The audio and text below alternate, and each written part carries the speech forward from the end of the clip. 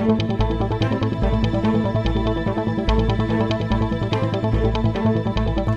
देख रहे हैं शाह अलर्ट न्यूज।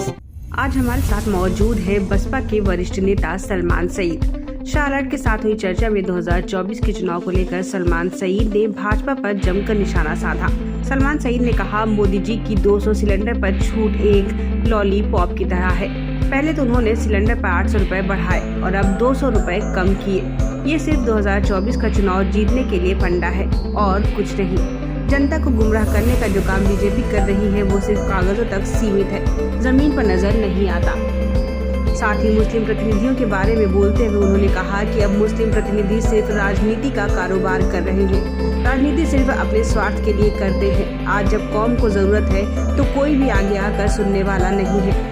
प्रतिनिधियों की ये कोशिश होनी चाहिए कि जिन्होंने उनको चुनकर सांसद और विधानसभा तक पहुंचाया, उनकी रहनुमाई करें। लेकिन आज प्रतिनिधि ही एक कारोबारी बना बैठा है। आगे और क्या कुछ कहा, देखिए शाह अलर्ट से फरमान अब्बासी के साथ ये खास रिपोर्ट। मैं हूं फरमान अब्बासी। आज मेरे साथ है जनपद की मजबूत राजनीतिक शख्सियत, पूर्व गृह मंत्री सईदुज्जमा के बेटे, कई बार चुनाव लड़ चुके बसपा के वरिष्ठ नेता सलमान सईद, जो किसी परिचय के मोहताज नहीं है। सलमान सईद जी, आपका हमारे शाह अलर्ट चैनल पर बहुत बहुत स्वागत। शुक्रिया आपका बहुत बहुत। मेरा सबसे पहला सवाल ये है, जनपद में मुस्लिम लीडरशिप कैसी मानते हैं आप, कितनी मजबूत मानते हैं?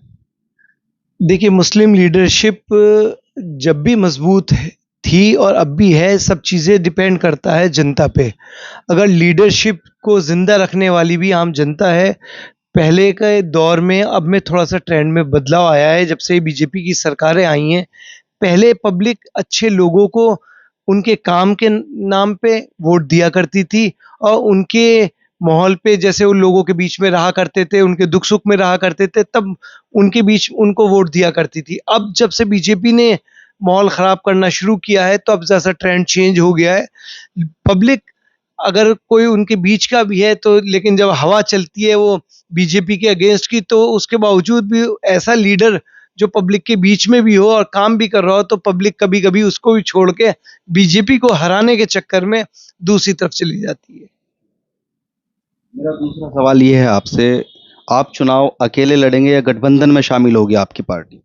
देखिए, ये फैसला तो बहन कुमारी मायावती जी ही लेंगी, लेकिन जहाँ तक उम्मीद है अभी तक तो जो बहन जी ने कहा है कि भाई अकेले ही लड़ेंगे, लेकिन अगर पार्टी का जो फैसला होगा वो सर्वप्रिय है, लेकिन मुझे उम्मीद है पार्टी जो भी फैसला लेगी वो सब हित के लिए लेगी और जहां प्रदेश और देश की का भविष्य हो, जहां देश और प्रदेश में खुशहाली आ सके और बेहतरी हो, उसका फैसला पार्टी लेगी जनहित में। इमरान मसूद सभी जानते हैं।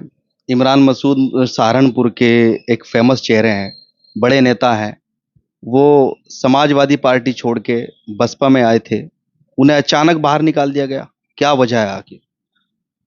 देखिए, वो कहीं ना कहीं ये पार्टी के हाईकमान का कहीं ना कहीं कुछ उन पे शिकायत पहुंची है या क्या, उन्होंने उसके चीज़ों को लेके ही निकाला है। उन्होंने कहा है कि कुछ ना कुछ उनकी पार्टी की शिकायतें आई हैं, उनकी पार्टी विरोधी गतिविधियों के कारण उन्होंने निकाला है।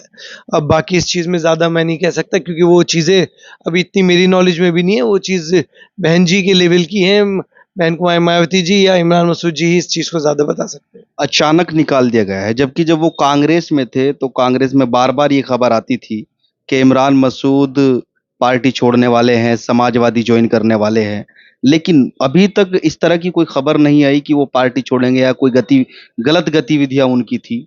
अचानक पार्टी से बाहर निकाल देगा, इस फैसले को आप क्या कहोगे?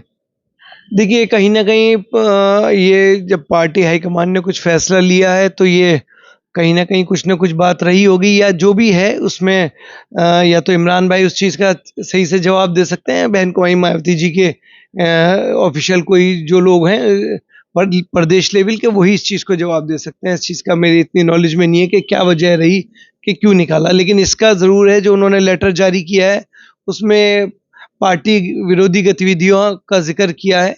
अब वो क्या पार्टी विरोधी गतिविधियां हैं, उस चीज़ का जिक्र जो है जिला अध्यक्ष जो है हमारे सहारनपुर के, वही बता पाएंगे। घरेलू गैस सिलेंडर की बात हो रही है। सरकार 200 रुपये घटाने का निर्णय लिया है सरकार ने, इस पर क्या कहेंगे आप?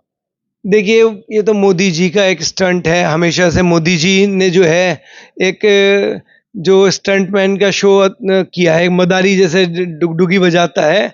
तो ये पब्लिक को बेवकूफ़ समझ रहे हैं। सबको पता है कि चुनाव आने वाले हैं और मोदी जी कुछ ना कुछ लोगों के सामने, अब इनके सामने मुद्दा नहीं रहा है। आम जनता, गरीब लोग, सब लोग परेशान हैं इस चीज़ों को लेके। चाहे वो कारोबार से रिलेटेड हो, गैस हो, सिलेंडर, प्याज, हर चीज़ महंगी हो चुकी है, हर चीज़ से आदमी परेशान है। तो ये मोदी जी ने एक लोगों में एक अपनी चीज़ें डाली है कि भाई उससे चाहे शायद वोट का कुछ फ़र्क पड़ जाए उन पे, लेकिन ऐसा कुछ होने वाला नहीं है। जो चीज़ें उन लोगों ने पब्लिक में परेशानियाँ, दिक्कतें और जो माहौल ख़राब करने का मोदी जी ने काम किया है और हिंदुस्तान का भाईचारा तोड़ने का जो काम किया है सबसे पहले, उस चीज़ के लिए जो है मुझे नहीं लगता जनता उन्हें आने वाले चुनाव में माफ़ करेगी या वोट देगी। सबसे अहम सवाल मुजफ्फरनगर की मैं बात करूंगा। लोकसभा चुनाव करीब हैं 2024 और कई दावेदार मुजफ्फरनगर में हैं। जैसे हरिंदर मलिक इंडिया से हैं, इंडिया गठबंधन से, यानी समाजवादी कांग्रेस और काफी दलों का गठबंधन है इंडिया नाम से। उससे दावेदार हैं हरिंदर मलिक, और कादिर राणा भी दावेदार हैं। इसके अलावा और भी कई चेहरे हैं, लोकदल से भी हैं। तो आप अगर गठबंधन में शामिल होते हैं तो आपका क्या निर्णय रहेगा? क्या आप चुनाव लड़ेंगे, टिकट मांगेंगे?